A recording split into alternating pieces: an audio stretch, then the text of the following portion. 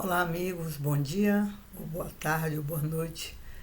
Por ser uma palestra gravada, nós nunca sabemos o horário que iremos assistir, mas é sempre bom estar com vocês através dessa oportunidade que Celso me oferece de estar com essa comunidade da Nova Era, que sempre faz um excelente trabalho através do seu presidente José Alberto, realizando o verdadeiro trabalho que a doutrina espírita nos conclama.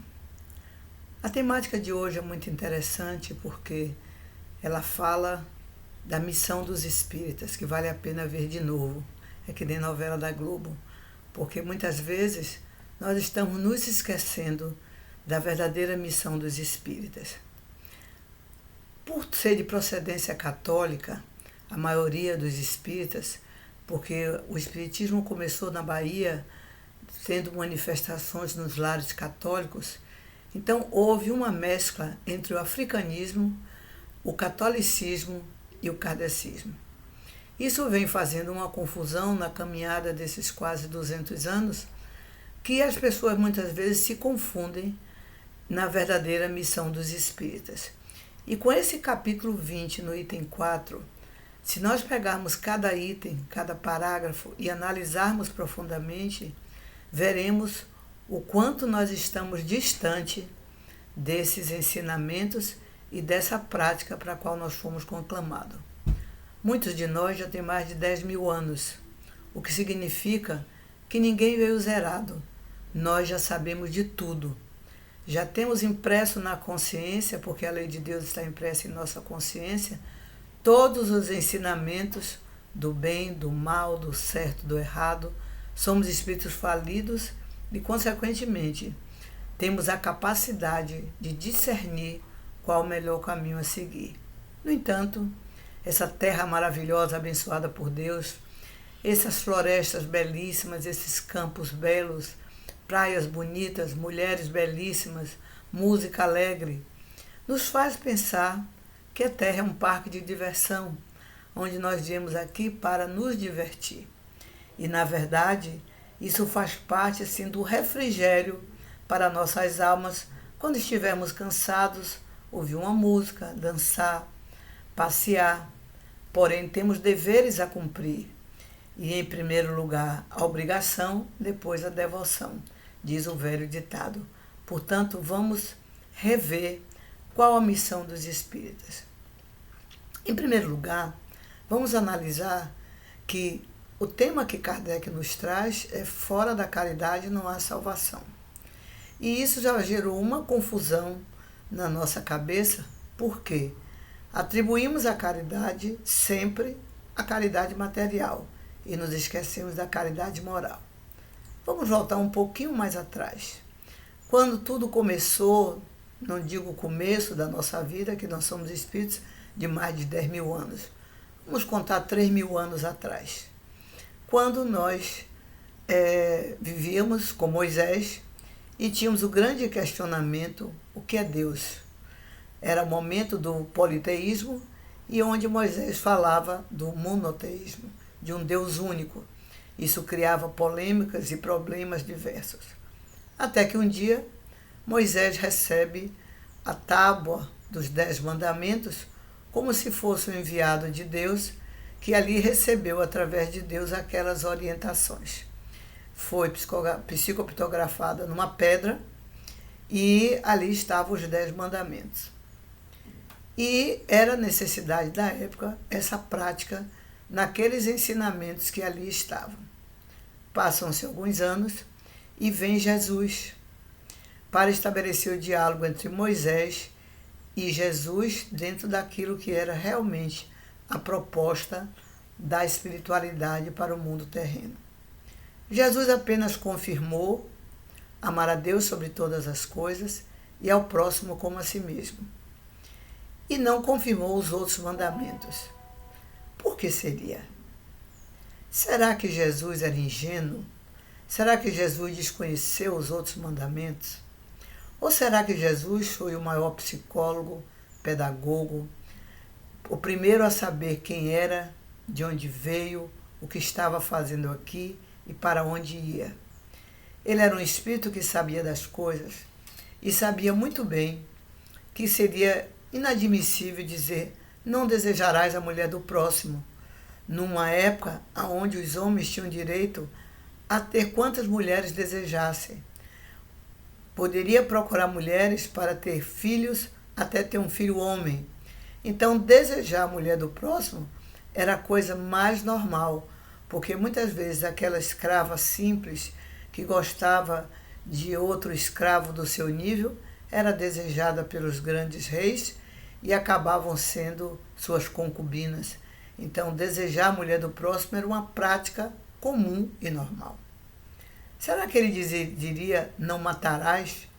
Numa sociedade onde a violência e a guerra cantavam diariamente, aonde se media a valentia daquele povo com o maior número de cabeças decapitadas na entrada de uma cidade, mostrando quem é que tinha o poder, quem podia mais.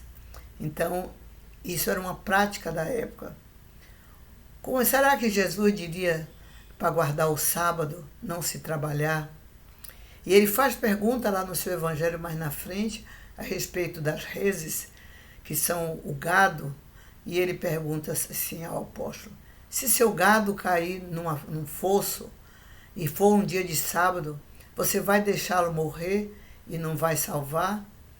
Se você salvaria o gado, quanto mais uma pessoa.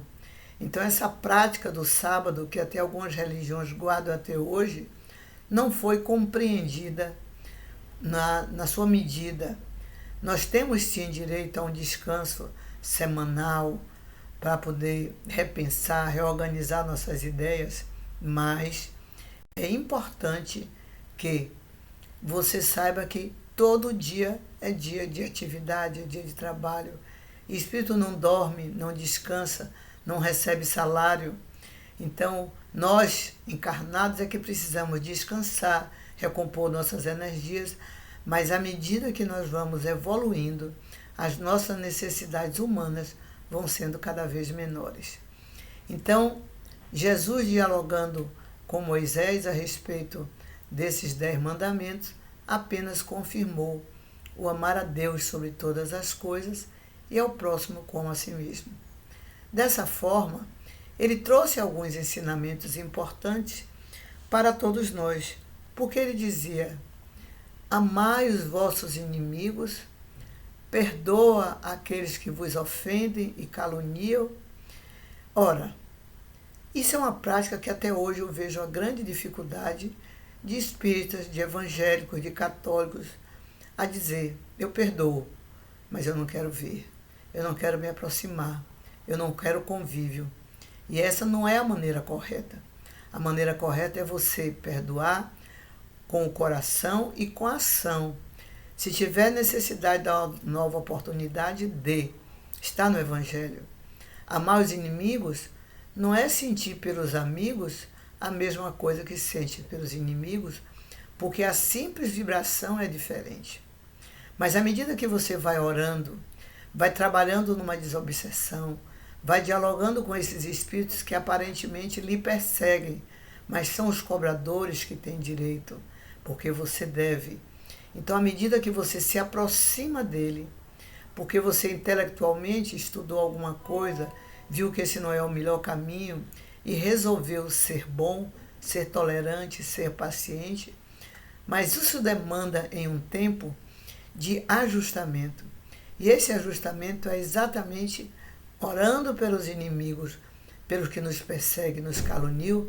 Nós vamos enfraquecendo essas barreiras do mal e ampliando a barreira do bem. Ora, está aí hoje na moda o Ho Oponopono, que nada mais é do que orar pelos inimigos, pelos que vos perseguem e vos caluniam. Porque esse grande mestre que criou o Ho Oponopono, ele não tinha religião, mas ele trabalhava numa prisão de segurança máxima e vendo aqueles quadros que não se modificavam, de pessoas endurecidas, ele começou a analisar e se sentiu corresponsável como ser humano na melhoria daqueles seres.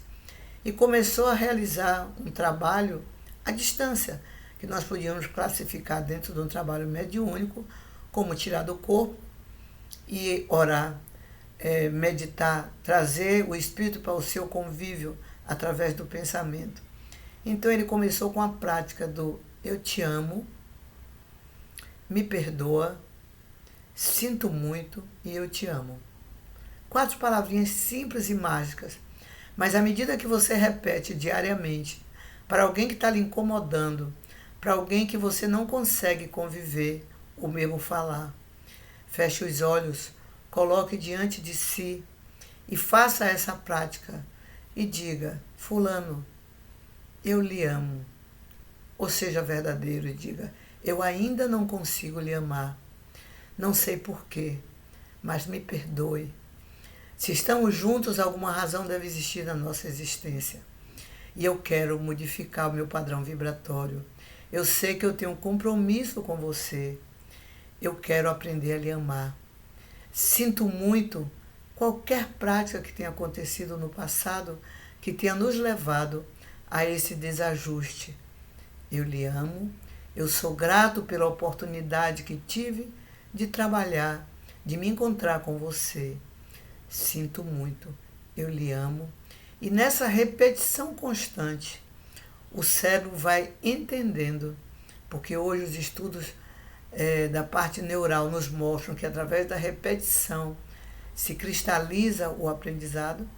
Então, esse grande mestre que criou o Ho Oponopono teve a felicidade de tirar vários presos daquela prisão de segurança máxima que se modificaram através dessa prática. Agora imagine nós que sabemos da existência dos espíritos, que temos certeza que esses espíritos nos incomodam, nos perseguem por alguma razão que desconhecemos, que somos merecedores da misericórdia divina, mas somos credores, muitas vezes, dessas pessoas. Devemos trazer para o nosso lado, ser humilde e ter a coragem, até mesmo em reuniões mediúnicas que trabalhamos, ou reunião de desobsessão, e dizer: me perdoe o mal que eu lhe causo, sinto muito, me deixe lhe ajudar, venha ser meu amigo. E nessa prática você vai envolvendo com a energia de amor, tendo misericórdia desses espíritos. Isso sim é missão dos espíritas. Assim como Jesus transformou a água em vinho, você consegue transformar o inimigo em amigo. Você terá que deixar morrer o homem velho, prepotente, orgulhoso, vaidoso, e deixar surgir o homem novo, humilde, paciente, tolerante, caridoso, grato. Caridoso da caridade moral, porque a caridade material é fácil de fazer. E é isso que confundiu quando se desenvolveram as casas espíritas, porque, vindo do catolicismo, trouxeram para o movimento espírita o assistencialismo. Não que a gente não deva fazer, não que a gente não deva ajudar quem tem fome, quem tem sede, mas muito mais importante é ajudar quem tem fome e sede de justiça. Então, quem tem fome e que tem sede, como o governo não faz o seu trabalho, as igrejas, os centros religiosos, os centros espíritas fazem esse trabalho. Mas nós, espíritas, temos o dever de usar esse mecanismo de trabalho como isca para trazê-los para o nosso lado e, consequentemente, aproveitando essa credibilidade e essa gratidão que tem da parte de quem vem para aquele que dá e conscientizar da sua imortalidade, porque que sofre, porque tem dor, porque tem injustiça. Mostrar que não existe esse Deus que pune, que castiga, nem o Deus que premia. Mostrar que Deus é infinitamente justo e bom e que Ele apenas criou as leis que nos regem. E essas leis naturais, quando nós agredimos, elas se voltam contra nós. Então não é Deus que pune, nem que castiga, nem que premia. Somos nós próprios que matamos, enganamos, traímos, pisamos na bola, como diz na gíria.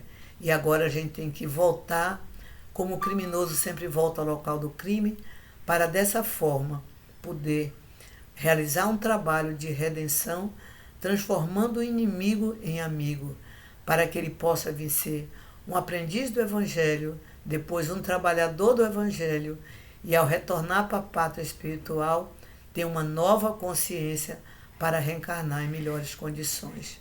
As casas espíritas estão falhando dessa missão. Ficam muito felizes de dar 500 enxovais, 500 cesta básica, mas a caridade moral e a caridade espiritual não está sendo feita.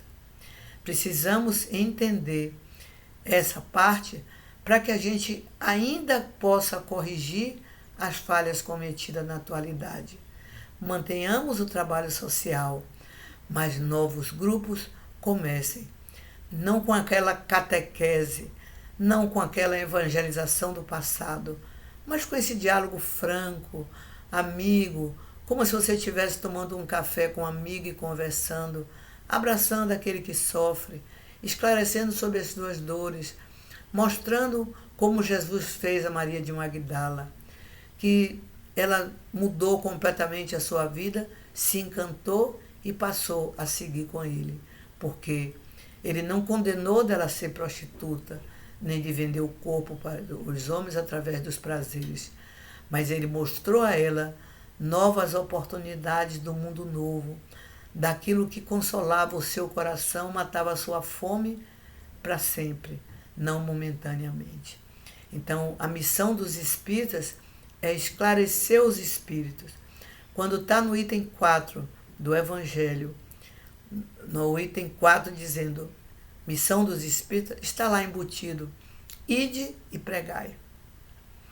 Mas para esse ide e pregai, é necessário que você realize a sua transformação moral, porque Kardec nos mostra que o espírita não é perfeito.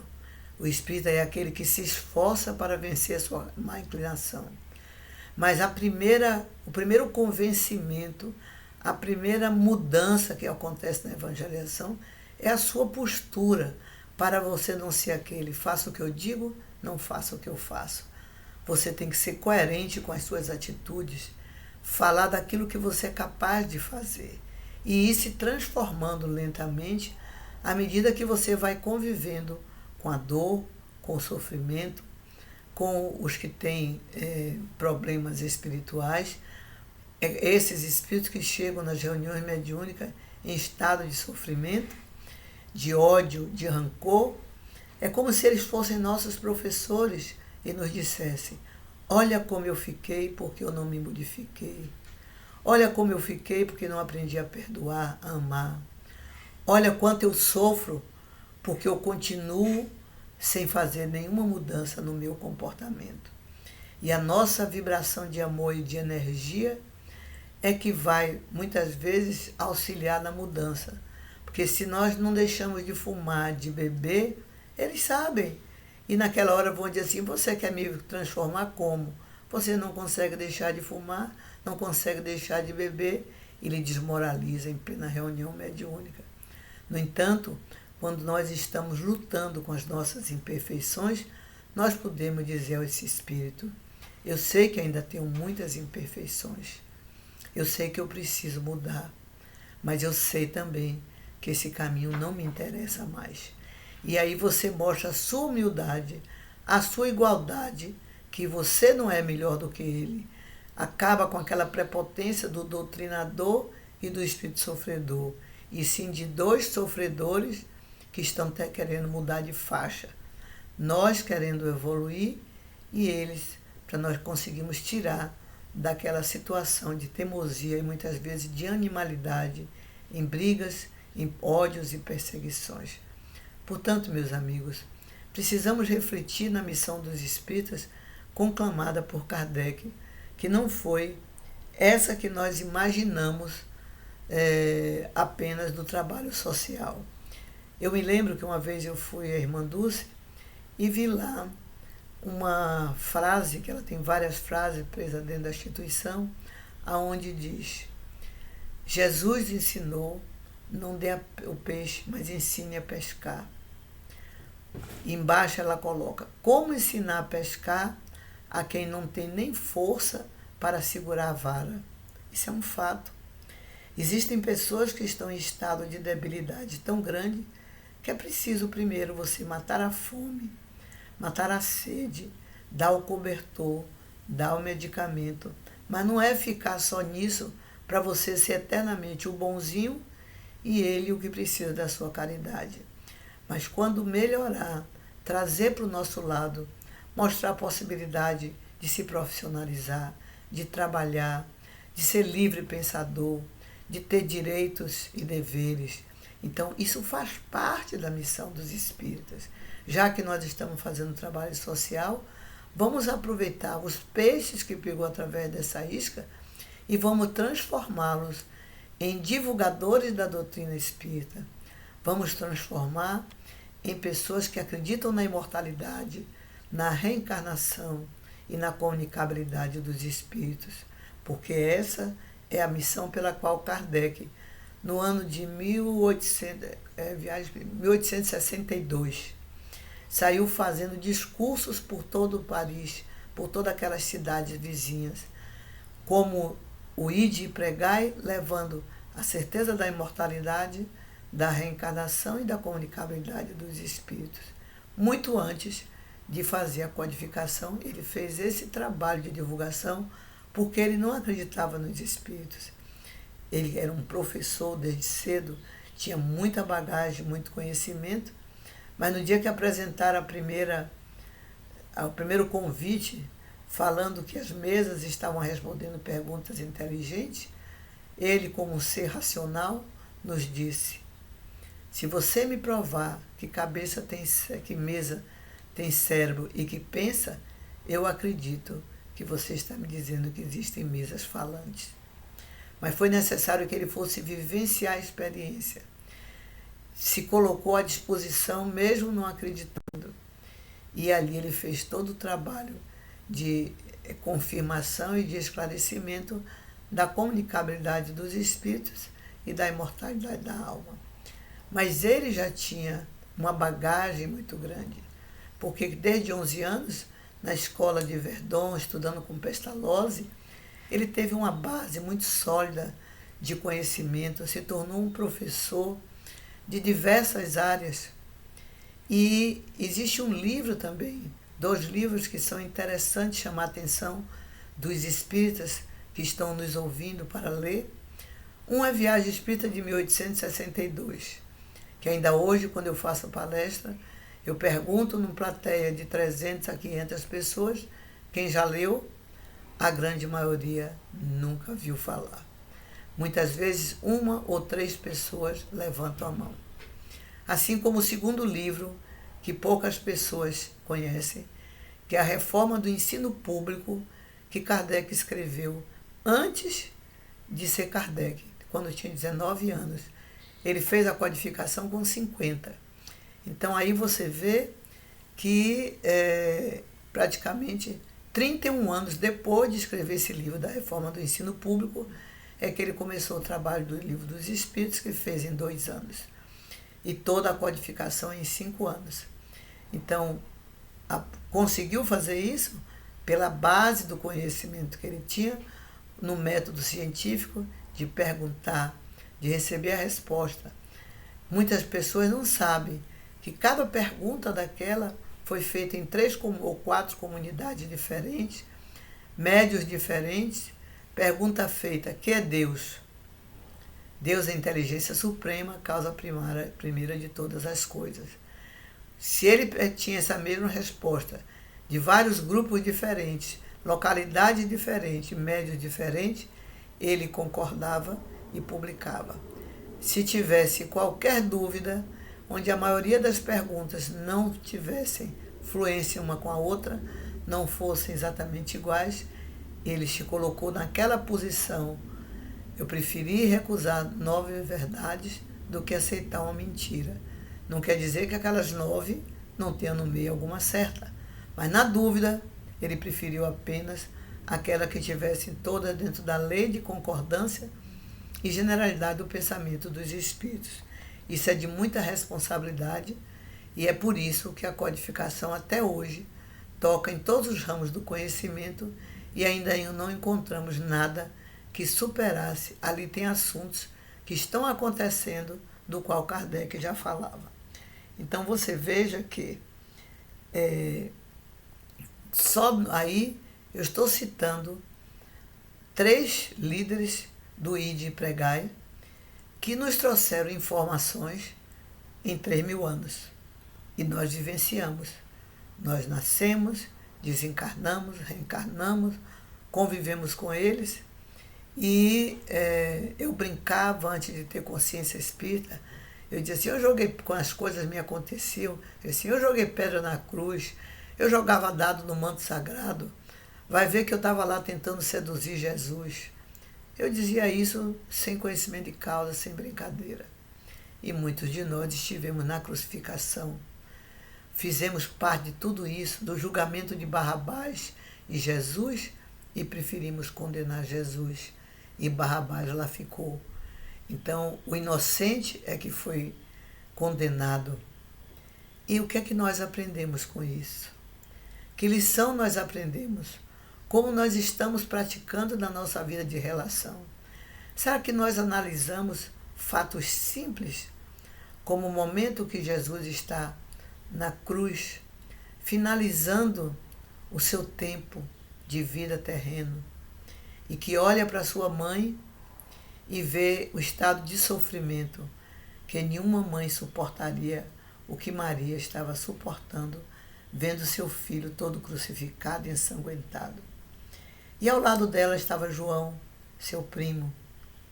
E Jesus sabia que seu tempo estava acabando, porque ele sabia quem era, de onde veio, o que estava fazendo aqui e para onde ia. Nesse processo, Jesus simplesmente não podia apontar porque estava com os braços crucificados. Ele olha para Maria e diz, mulher, eis aí o teu filho. Filho, eis aí a tua mãe. Como se dissesse assim, meu tempo na terra está terminando, mas minha mãe vai precisar dar continuidade à sua existência, porque tem muitos sofredores. Na casa do caminho tem muitos leprosos, muitos doentes, que vão precisar da atenção e do carinho dela. Tome conta, João. Seja o filho dela momentaneamente. Ajude minha mãe a superar esse momento. Dito isso, com poucos segundos, Jesus falece na cruz. Aquele sofrimento de que todos têm conhecimento, a retirada da cruz, o sepulcro que foi aberto e o corpo de Jesus que não foi encontrado. Porém, Maria de Magdala, ao chorar, desesperada, porque não viu o Mestre, ele aparece com as mãos, com a marca da crucificação, mostrando que ele teve corpo e perispírito, porque ali era apenas o perispírito que se apresentava com as mesmas marcas da crucificação. Nós espíritas precisamos analisar essas coisas, porque muitos espíritas carregam o Cristo no pescoço na cruz, tem o Cristo na cruz nas suas casas, ainda carregando o sentimento de culpa pelo tempo que conviveu lá atrás e ainda não se libertou. No entanto, a imagem que nós espíritas devemos ter é do Jesus ressuscitado, é do Jesus que sobreviveu à morte, que trouxe a grande lição da imortalidade. E é isso que nós precisamos pregar, para que as pessoas tenham consciência que a vida não termina na sepultura, a vida prossegue além dela.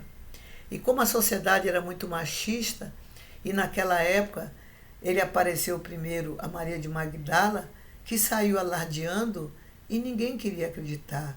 Quando ela foi levar os olhos para untar o corpo dele e não encontrou mais o corpo.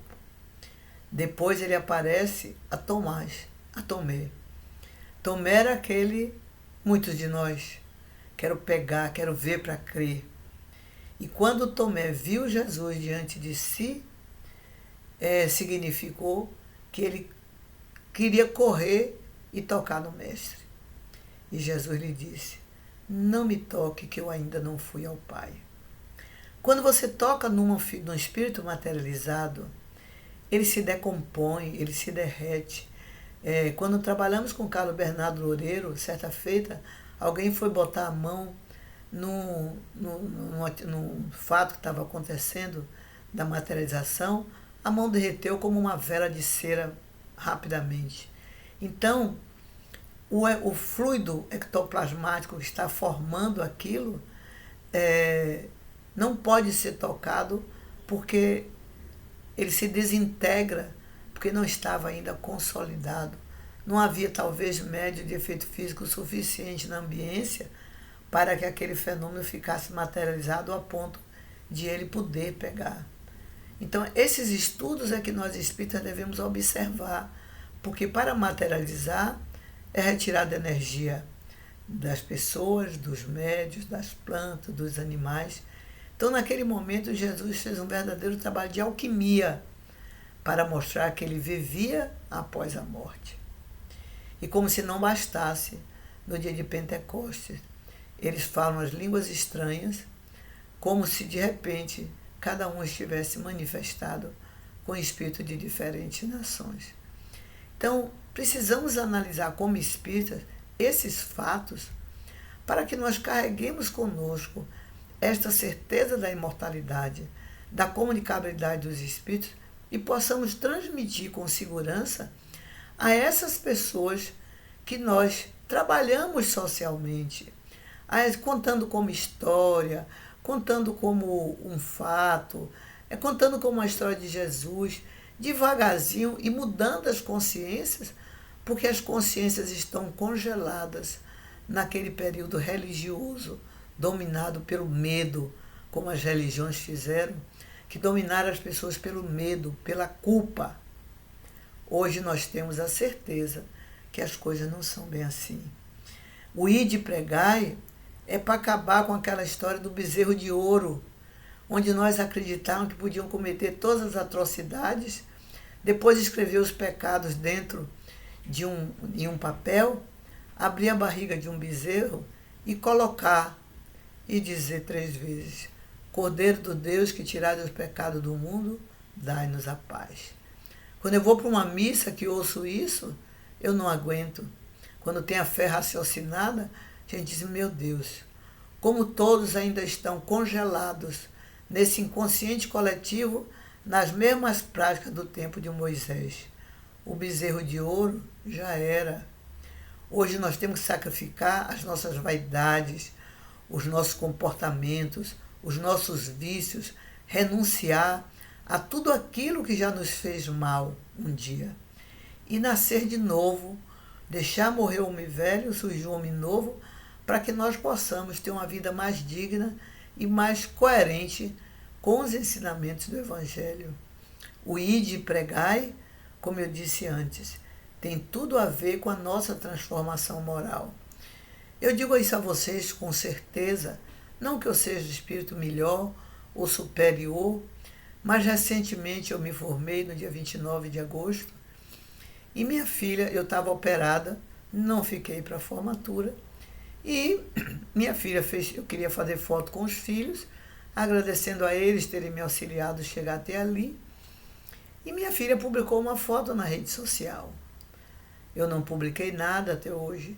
E no dia seguinte, estava repleto de mensagens de colegas dela de trabalho, de pessoas outras que me conheciam, de amigos deles. Nem amigos meus não era, porque a rede social dela, a frequência são os amigos dela.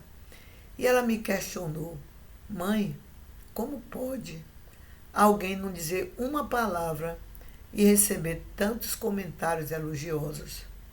E eu disse a ela: minha filha, não é pela formatura em si, era pelo meu esforço pessoal durante toda a minha existência em procurar me melhorar. Então as pessoas me conhecem, já ouviram o programa da Rádio Metrópole, ouvem minhas palestras, conhecem a minha vida de luta para criar vocês. Então nessa hora esse comentário elogioso, sem palavra, é fruto de uma vida digna, não perfeita. Tem muitos defeitos a cumprir, mas pelo menos de uma pessoa que vem crescendo. Eu, na minha prática profissional, eu digo assim: eu nunca fali, nunca dei golpe, nunca dei grandes voos, mas sempre subi devagarzinho, degrau por degrau. Na vida espiritual não é diferente. É um passo de cada dia. é uma transformação de cada dia para que a gente consiga, dessa forma, ir vencendo a nossa má inclinação, que não é fácil. Somos espíritos comprometidos com a lei? Sim, mas podemos ser melhores. Nós não podemos ficar naquele estágio inicial. Todos os que reencarnam na Terra, eles reencarnam em algumas circunstâncias.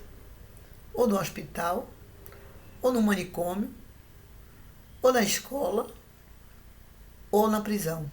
Eu sempre digo isso e faço questão de lembrar porque tem público diferente. Para nós entendermos que quem reencarna no hospital são aquelas pessoas que vocês tragam na memória de vocês. Nascem doentes. Desde a gestação, muitas vezes, já passam por cirurgias, por problemas de nasce, não nasce. Ao nascer fica em incubadeira, volta e meia estão no hospital, precisam de medicamento, de cirurgia, e atravessam uma existência sempre como se estivesse no hospital, precisando de medicamento, de assistência médica, acabam mais tarde com hemodiálise, com transtorno de sangue, dependendo de um rim, de um fígado. Esses são aqueles que nascem nos hospitais. Espíritos falidos, com determinados compromissos com a área da saúde e que passam por essas experiências. Os que nascem no manicômio são aqueles que muitas vezes não têm a menor consciência, não despertou para nada ainda, cometem crimes, atrocidades e nem tocam o coração, de uma frieza que nos incomoda. Quando fomos pela primeira vez à prisão com o nosso amigo Carlos Bernardo Loureiro fazer uma palestra, ele se aproximou de um preso e perguntou: por que você está aqui? Porque eu cometi crime. Quantos você já matou? Eu já matei 7. E se você pudesse fazer de novo, sair daqui hoje, o que é que você iria fazer? Ele disse: eu iria matar. Por quê? Porque eu gosto. Então, uma pessoa desse nível ainda não despertou. Os que nascem na prisão são aqueles que nós olhamos para a nossa volta e muitas vezes dizemos assim: como Deus permite nascer uma criança com tantos defeitos? Por que Deus permite uma criança nascer com tantas anomalias? São os paralisados cerebrais, cegueira de nascença, hidrocefalia, chipófagas, espíritos de diversas maneiras, surdo, cego, autista, que são várias, como eu conheço. Um que é surdo, cego e autista, eu vi criança, hoje estou com 40 e poucos anos, ele vive com uma luva, tipo de boxe, acolchoada, para não arrebentar a cabeça, porque a qualquer momento ele dava murro na cabeça que abria o sangue e descia. Na verdade, ele é um ex-suicida com tiro no ouvido. Então, a cegueira e a surdez e esse autismo que leva a uma dificuldade de determinados aprendizados, é a misericórdia divina se fazendo, porque se ele tivesse chance, ele pegaria de novo, me suicidaria porque não aguentaria. Então são aqueles chipófagos, 2 espíritos inimigos que já foram feitas todas as tentativas de melhoria e de acordo e que não aconteceu. Então a missão de nós como espíritas é ter esse conhecimento que não existe justiça divina e trabalhar com esses espíritos, conversando no ouvido, estimulando, que a vida passa rápido, que ele pode sair do corpo e correr e andar onde ele quiser, que durante o sono ele tem liberdade plena para ir para as escolas e não fazer de novo aquilo que ele já fez tantas vezes e que levou a essa decadência. Então é necessário que ele entenda que dá continuidade à sua vida numa outra condição. Então, quando nós paramos para refletir nessa justiça divina, e aí nos batemos com os que nascem na escola. Quem nasce na escola faz o quê? Estuda. E como é que vai saber que aprendeu? Faz prova.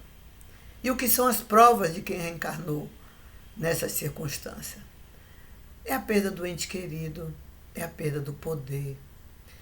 São as dores que nós passamos, embora lúcidos e conscientes, mas são dores que nós não temos explicação muitas vezes.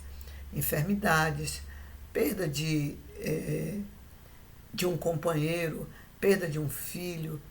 E como é que nós reagimos? A doutrina espírita diz, não importa o que chega, mas como você recebe. Dessa forma, nós temos que passar de ano. E esse entendimento da imortalidade, da justiça divina, da reencarnação, nos dá esperança de dias melhores, nos dá a certeza que aquilo é passageiro e que a gente pode buscar através da nossa fé, da nossa esperança, da prática do amor e da caridade, um caminho que solucione tudo para nós. Então tenhamos fé, tenhamos coragem, tenhamos bom ânimo, porque tudo passa e isso também passará. Não há dor que seja eterna, nem mal que sempre dure. Então, os espíritos, nós temos diversos exemplos do Ide e Pregai. Além de Jesus, de Kardec e de Moisés, nós temos na atualidade um Divaldo Franco, um Chico Xavier, que já desencarnou, uma Madre Teresa de Calcutá, uma Irmã Dulce, espíritos amadurecidos, evoluídos, que renunciaram a si mesmo para se dedicar completamente ao próximo. Recentemente, quando eu retomei a minha vida após a cirurgia que fiz, me sentindo fraca, debilitada, sem condição, tinha palestra para fazer. E a recomendação é repouso absoluto, é não sair sozinha. Mas eu busquei uma carona, busquei alguém que me levasse.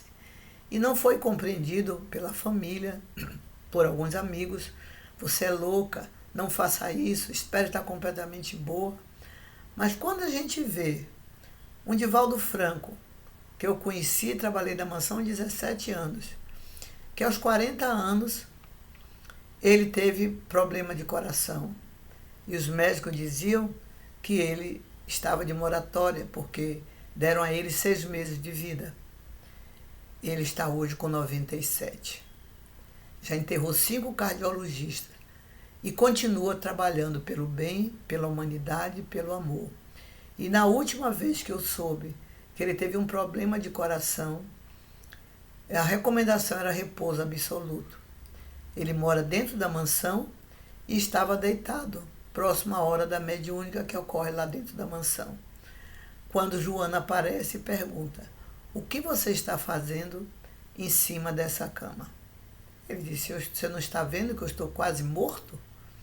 Ela disse, estou, mas eu estou totalmente morta e estou trabalhando. Levante e vá para a reunião mediúnica. Pode parecer exigência dos espíritos, mas quando você vai lá prestar o seu serviço, essa espiritualidade, para usar um vaso ruim como nós somos, precisa fazer uma faxina, uma limpeza geral. E acabamos sendo beneficiados, voltamos cheios de energia, porque as nossas feridas morais são curadas. Eu passei agora, nesse período, já tem 35 dias de dor, de herpes, que não passa. E quando eu descrevia, muito antes do herpes aparecer, que eu falava de sentir uma corda amarrada debaixo do seio, que eu sentia dores nas costas como faca enterrando. Todo mundo olhava, não tinha nada. E quando começaram a aparecer as feridas e as manchas no corpo, eu lembrei do que eu falo em palestra para aplicar para mim mesmo. Eu digo sempre que dor não erra endereço, não precisa de CEP nem de endereçamento postal. Que o endereço é vibratório, nos procura e nos acha. E pele é doença da alma. Pele limpa, expurga a nossa alma. E quando eu disse isso na palestra última, eu me lembrei de Jesus Gonçalves, que era portador de lepra, que vivia dentro de uma instituição cuja lepra era assustadora. Um dia caía pedaço da orelha, pedaço da perna. Era um tronco humano sentado numa cadeira, onde as pessoas iam para levar a palavra de conforto, mas chegavam lá, saíam envergonhadas, porque era ele quem confortava todo mundo. Então, assim ele viveu, fundou o primeiro centro espírita dentro da instituição, viveu muitos anos e desencarnou. Muitos anos depois, Chico, recebendo uma mensagem dele, quando vê entrando pelo quarto aquele facho de luz imenso e viu a fisionomia de Jesus Gonçalves. Se encantou, se assustou e disse: como é isso? Ele tinha um corpo que já não existia mais. E agora ele tinha um corpo todo de flores iluminadas. Aí Jesus disse a ele: é que a lepra moral foi expurgada através do corpo. O espírito é luz. Então, quando Jesus nos diz: brilhe a vossa luz, é que ele sabe que nosso campo magnético está lotado de manchas negras de coisas que nós fizemos. E é através desse trabalho de amor, de renovação, que nós vamos conseguindo transformar, como eu disse antes, a água em vinho que Jesus transformou, transformar as nossas dores, os nossos crimes, as nossas mazelas, em luzes na nossa caminhada através da prática do bem. Não tenhamos medo, porque Jesus está conosco. No Ide Pregai, os grandes espíritos nos iluminam, nos acompanham e trazem para nós a certeza de que vale a pena ser bom, vale a pena prosseguir. E quando eu vejo um Chico que chegou a mais de 90 anos, naquela debilidade, fazendo o seu trabalho, quando eu vejo um Divaldo, que eu vi com 40 anos, que com 6 meses de vida estava marcado por causa dos problemas de coração, está com 97, fez cirurgia de hérnia dificílima, complicada, com mais de 90 anos. Eu percebo que essa tarefa dos divulgadores da doutrina espírita está sendo sobrecarregada para alguns, não porque sejam melhores, é porque a maioria está fazendo pouco.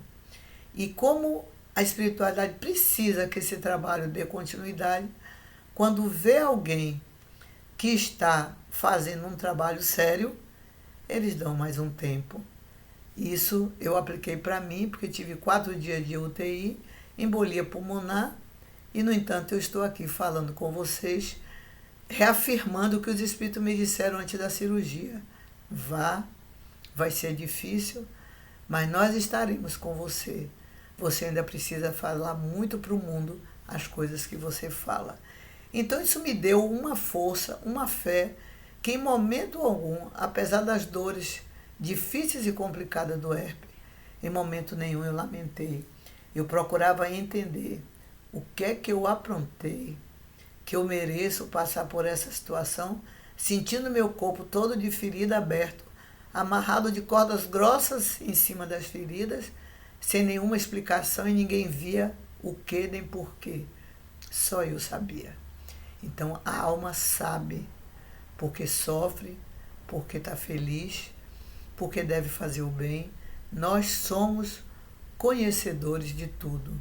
Só precisamos ter confiança, ter fé e praticar.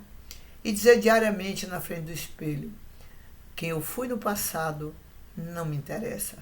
Hoje eu quero ser melhor do que ontem. Quero ser amanhã melhor do que hoje. Vencer um dia de cada vez. Porque a mudança, como diz uma música recente, que está no sucesso, a única coisa que não deixa de mudar é a mudança. Todo dia é um novo dia de oportunidade para nós. Se você ainda não prestou atenção a esses livros citados, como Viagem Espírita de 1862, se você não leu ainda o livro de Kardec aos 19 anos da reforma do ensino público, e você é professor, diretor de escola, procure e veja o que ele diz ali, que é plenamente atual. Mas, acima de tudo, se lembre que nunca é tarde para você recomeçar. Faça um novo projeto de vida, comece a vencer um dia de cada vez. Estude, porque o conhecimento liberta. É necessário que você veja que todas as frases de Jesus, elas se adequam a tudo da nossa vida. Para fechar a nossa palestra, Eu me lembro que na hora que eu estava parando de estudar, eu lembrei da música de Raul Seixas, que diz: eu nasci há 10.000 anos atrás e não tem nada nesse mundo que eu não conheça demais. Aí fui para a internet pegar a letra. Eu digo, interessante. Jesus disse, não julgueis. E Raul Seixas foi julgado, o bêbado, o drogado, o louco. Mas peguem essa letra de eu nasci há 10.000 anos atrás e vocês vão ver que ele fez uma sinopse da nossa caminhada de 10.000 anos, passando por todas as fases de Moisés, de Jesus, de Inquisição, de nazismo. É como se ele fizesse uma retrospectiva na música de todas as passagens de todos nós espíritos. E agora, fazer o quê? Continuar. Portanto, que Deus auxilie a cada um de nós a ter força para vencer a si mesmo. Não trago nada de novo, porque Sócrates já dizia muito antes de Jesus: homem, conhece-te a ti mesmo. E o primeiro passo que nós temos é conhecer as nossas limitações, mas também conhecer os nossos valores, a nossa potencialidade e confiar que nós não estamos sozinhos e ter a certeza de que poucas são as pessoas que estão querendo estar num lugar para fazer o que fazia Chico, o que faz Divaldo, o que fez Irmã Dulce, Madre Teresa de Calcutá. Nós podemos ser mais um trabalhador, porque o próprio Chico dizia: se você não pode ser um morão, seja uma estaca. Então nós podemos ser estacas, divulgadores da doutrina, em forma pequena, humilde, mas chegaremos lá para concretizar esse trabalho de divulgação da doutrina, porque a missão dos espíritas é pregar o seu evangelho, observar o que está no mundo, ver as catástrofes que estão acontecendo. Porque, gente, se fala muito na virada do século, na virada do planeta, da mudança do planeta para o mundo de prova e expiação, para o mundo de regeneração. E nessa transição, o que é que ocorre? Os que não evoluíram serão expurgados para um planeta inferior. E os que evoluíram vão continuar com as almas afins. Agora, você imagina que nascer está difícil. O povo não está querendo mais ter filhos. As pessoas estão criando pets, gatos, cachorro. A indústria de pet ampliou cada dia mais. Se olha os casais, ou não tem filhos, ou tem um, no máximo 2. Então, quem for agora, voltar está difícil, porque a família do passado tinha 15, 20 filhos. Depois entrou uma fase de 5, 6, 7. Hoje, com 1, 2. Então, nascer está difícil. Reencarnar está difícil. Com a transição do planeta, se você não estiver atento, você não terá chance de voltar de novo para conviver com os seus e dar continuidade a esse trabalho dos amores, das almas afins, da mudança do planeta, do esclarecimento e do bem.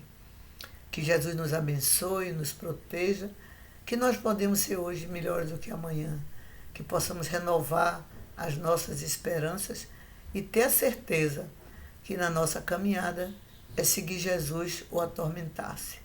Se você tiver esta consciência, você será um vencedor, porque já estará com a ferramenta na mão do conhecimento e a vontade de seguir adiante. Muita paz a todos, parabéns ao aniversariante, parabéns a José Alberto por essa oportunidade que nos dá e a toda a comunidade espírita, da comunidade da Nova Era, que nós possamos caminhar junto muitos anos nessa tentativa de esclarecimento. Sou Célia Queiroz, tenho uma rede social muito pequena, um canal no YouTube e, como aprendiz do Evangelho, tento todos os dias vencer a mim mesmo e compartilhar com vocês o pouco que já adquiri nessa caminhada doutrinária. Muita paz a todos.